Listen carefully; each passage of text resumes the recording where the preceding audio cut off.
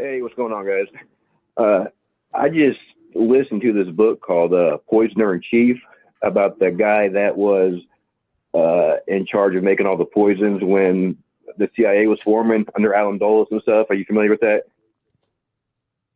No, Poisoner in Chief. That sounds great. Under Alan Dulles. Uh, Yeah, tell me about.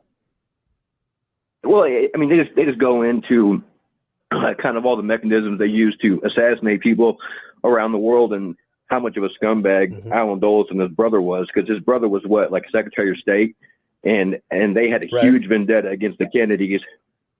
So, I mean, and it, what Carl was talking about earlier about the Kennedy talking about the what MK Ultra, or not MK Ultra, but the Illuminati. He gave a speech where he was talking about how Americans should be against secret societies and stuff like that.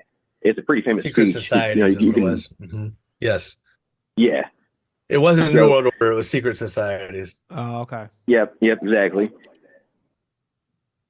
So, I'm interested in listening to your podcast, but yeah, our government was definitely involved. And then, if you believe that book, So I Heard You Paint Houses, about the gangster, he Mhm. says he was involved, but and he was working with the CIA, so Uh, he was Hoffa's Yeah, cheers. bodyguard.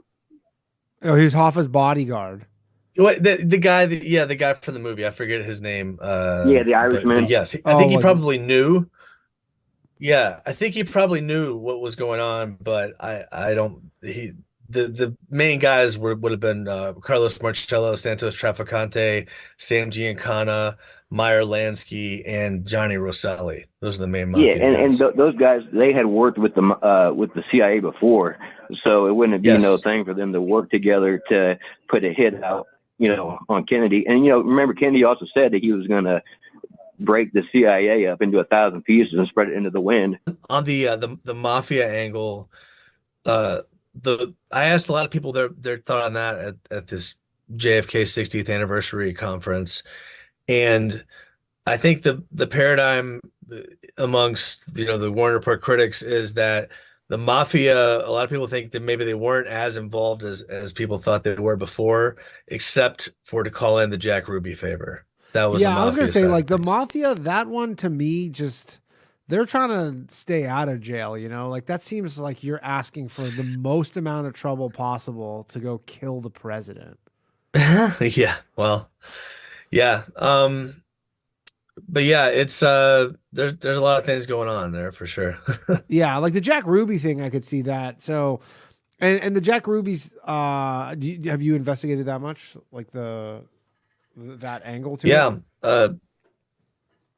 Well, yeah, and there are some things about Jack Ruby that I didn't cover in the first season. I have a 45-minute episode on him. But there's the Jack Ruby stuff surrounding the him going to kill Oswald that weekend. There's a lot of details there. There's him popping up in weird places. There's all these Jack Ruby sightings. He's seen in Dealey Plaza that morning. He's seen at the police station that morning. He's seen at the Parkland Hospital. He's seen at the Texas Theater. He's seen at the police department three And what, times sorry to, on the day what that was the chronology of when Oswald was arrested? Was he arrested like how soon after he was arrested at about 1:45, 2, something like that. okay, so it was just Um, later that day. yeah, yeah. The assassination's at 12:30.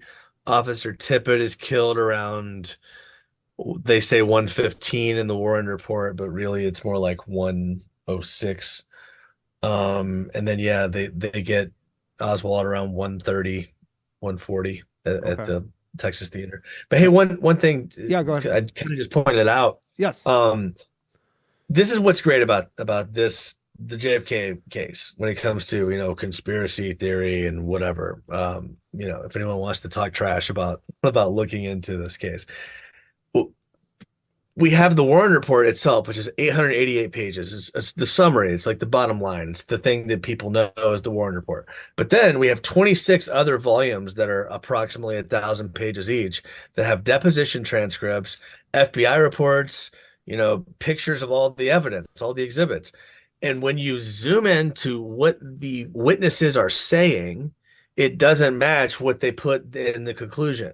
For example, the witness testimony regarding the time Tippit was killed, is there's three people who say 106.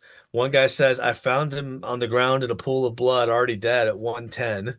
And then, there's another guy who says that it was around, he's kind of very vague on his timing, and he doesn't have any. So the only guy who has no like time to tether anything to, they go, well, we're gonna go with what he said, and we're gonna say it's about 12:15 or about 1:15, even though that's not even what that guy said.